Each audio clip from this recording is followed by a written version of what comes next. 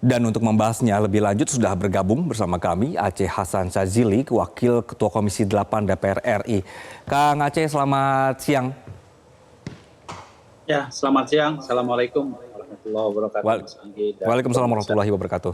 Kang Aceh, jadi sebenarnya pengawasannya ini seharusnya seperti apa, Kang? Karena kita melihat ini kejadian lagi begitu ya, seperti tahun-tahun sebelumnya.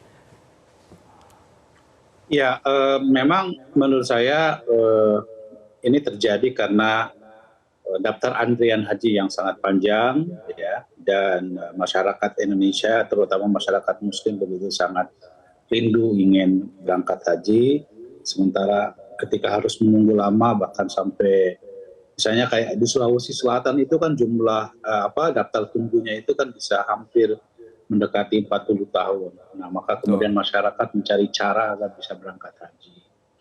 Nah, memang ada pihak-pihak yang memanfaatkan situasi seperti ini dengan cara ya nekat aja berangkat ke Tanah Suci gitu ya, sambil tidak memiliki pengetahuan terkait dengan jenis visa apa yang bisa dan diperbolehkan untuk melaksanakan ibadah haji. Nah, karena itu persis seperti yang kita saksikan ya, kasus yang baru saja terjadi, ada 37 warga negara Indonesia. Saya yakin kalau masyarakatnya ini adalah korban ya, dari orang-orang yang menawarkan bahwa seakan-akan dirinya bisa memberangkatkan jemaah haji di luar visa resmi. Ya. Kalau visa resmi yang dikeluarkan oleh pemerintah Arab Saudi itu kan ada dua jenis. Pertama adalah visa haji reguler, ya, yang itu diberikan langsung kepada Kementerian Agama, ya. Dan yang kedua adalah visa furoda atau istilahnya adalah visa mujamalah, ya, yang diberikan kepada travel, dan itu merupakan visa resmi yang dikeluarkan oleh pemerintah Arab Saudi. Di luar itu, maka itu seharusnya tidak boleh untuk bisa menyelenggarakan atau menunaikan ibadah haji. Nah, bagi saya apa yang dilakukan oleh pemerintah Arab Saudi tentu harus kita hormati, karena itu kebijakan dari pemerintah Arab Saudi. Karena begini, Mas Anggi ya, kalau tidak ditertibkan ya calon jemaah haji yang dalam tanda kutip ilegal ini dalam 2 tahun terakhir ini kan kami Komisi 8 DPR RI juga banyak menyaksikan para calon jemaah haji yang tidak terregister terdaftar sebagai jemaah haji resmi itu mengambil hak-hak dari calon jemaah haji resmi. Saya ambil contoh misalnya ya, dalam tahun yang lalu itu tiba-tiba bis yang mau mengangkut jamaah haji kita itu tiba-tiba sudah dipenuhi oleh jamaah haji entah dari mana, ya, sehingga jamaah haji kita yang resmi itu jadi kesulitan untuk bisa berangkat ke Arafah. Terus yang kedua misalnya, kami juga menemukan kasus di mana calon jemaah haji yang resmi tiba-tiba tidak bisa menempati tenda di Mina karena sudah ditempati oleh jemaah haji yang kita tidak tahu jemaah haji itu dari mana mereka berasal gitu.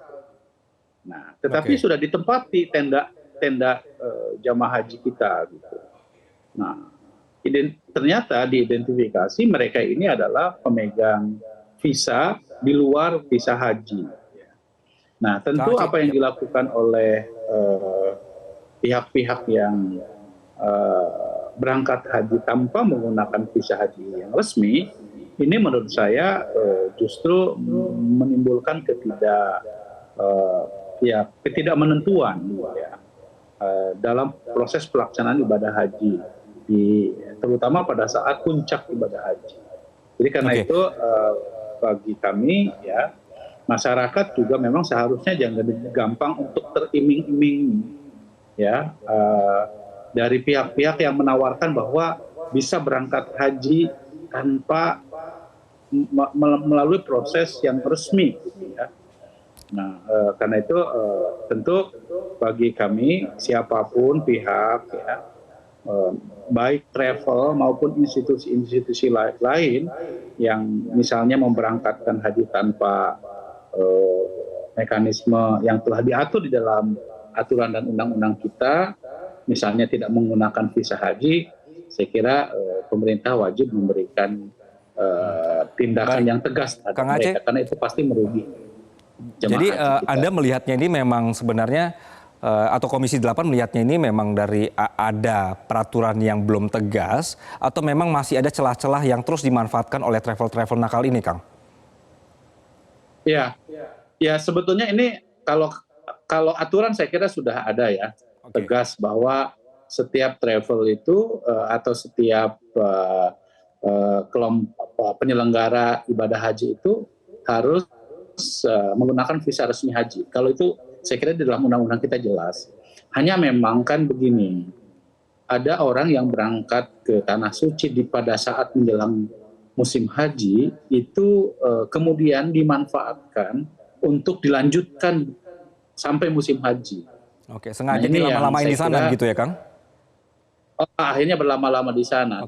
Sebetulnya kami juga pernah mengingatkan ya kepada pemerintah Arab Saudi sendiri melalui kedutaan besar ya, bahwa sebaiknya kita tidak perlu mengeluarkan visa pada musim haji di luar visa haji.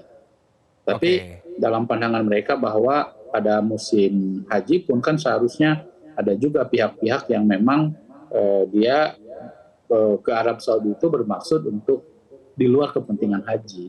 Baik, Kang Aceh, atau yang ini kedua, kan kita sering nggak tahu ya travelnya apa, yang nakal siapa. Menurut Kang Aceh atau juga Komisi 8, perlu nggak sih sebenarnya Kemenak ini merilis aja gitu nama-nama travel-travel yang nakal gitu supaya kapok? Ya, saya kira ya perlu dirilis, disampaikan kepada masyarakat, dan kalau perlu diberikan sanksi yang tegas. Sanksi yang tegas itu bukan hanya misalnya travelnya dicabut, tetapi juga misalnya diberikan hukuman yang setimpal ya, karena itu kan merugikan masyarakat gitu. Misalnya kita sudah berangkat ke sana dengan harapan bisa haji, tapi ternyata setelah ada di sana mereka ditahan oleh pihak otoritas Arab Saudi, kan itu artinya merugikan. Alih-alih mendapatkan jamaah menjadi haji, yang terjadi malah dia harus ditahan oleh pemerintah Arab Saudi. Untung yang 37 orang, 34 orangnya ini belum mengenakan ihram dan dia belum memasuki area Makkah. Kalau sudah masih memasuki terselamatkan area lah Makkah, begitu jadinya, Kang ya? Masih terselamatkan. Tapi kalau sudah sudah memasuki area Makkah, itu rasa-rasanya sulit gitu loh untuk mereka mendapatkan keringanan ya. Gitu. Kang, ini akan memanggil Menak nggak, Kang? Singkat saja, Kang, soal ini. Ya, kemarin kan sudah kita tegaskan soal itu di dalam rapat dengan Menteri Agama. Dan kita memang sudah minta beberapa kali kepada Menteri Agama, ya bagi penyelenggara ibadah haji yang memberangkatkan tanpa ada visa haji yang jelas ya, sebaiknya segera untuk dicabut. Gitu kan. Nah, itu sama saja dengan membohongi jamaah. Baik, Kang, mudah-mudahan ini kasus terakhir ya, Kang. Jadi tahun depan semua lancar, tidak ada lagi yang main nakal, tidak ada lagi yang tidak tahu bahwa ada peraturan yang jelas dari Saudi. Dan Wakil Ketua Komisi 8 DPR RI, Kang Aceh, terima kasih atas waktu Anda di siang hari ini. Sama. Terima kasih. Assalamualaikum. Waalaikumsalam. Jelajahi cara baru mendapatkan informasi. Download Metro TV Extend sekarang.